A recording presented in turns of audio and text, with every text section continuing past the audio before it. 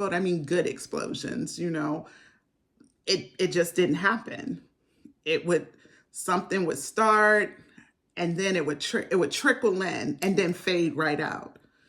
Um, like just like striking a match and then the wind comes and blows it out. Those are the type of repeated situations I would have in my life. I would start a business and I knew God would say start it, and I would start the business, and then starting the business, the fire would, the striking a match, it would flame, right?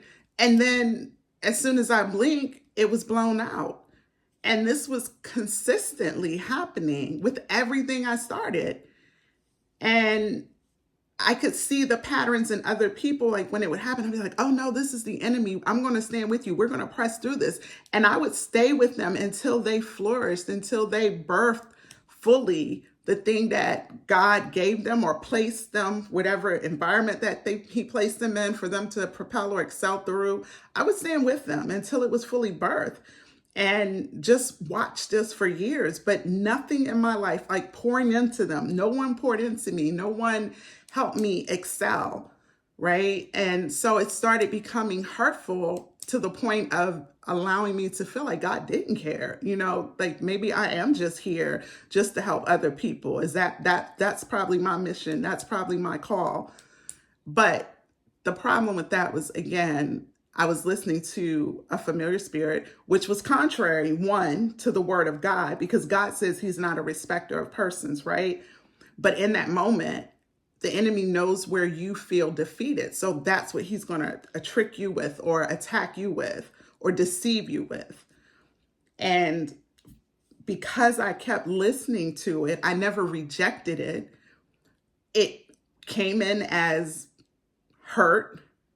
Then it turned into bitterness. Then it turned into anger. So it's like the first familiar spirit comes in and it's like, hey, it sabotages you really, because he comes in and then you take him.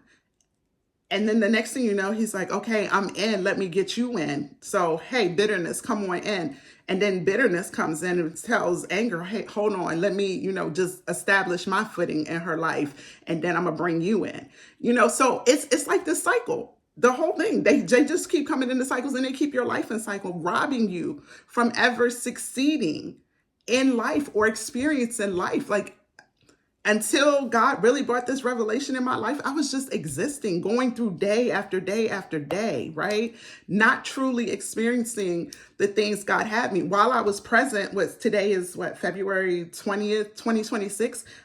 I can be present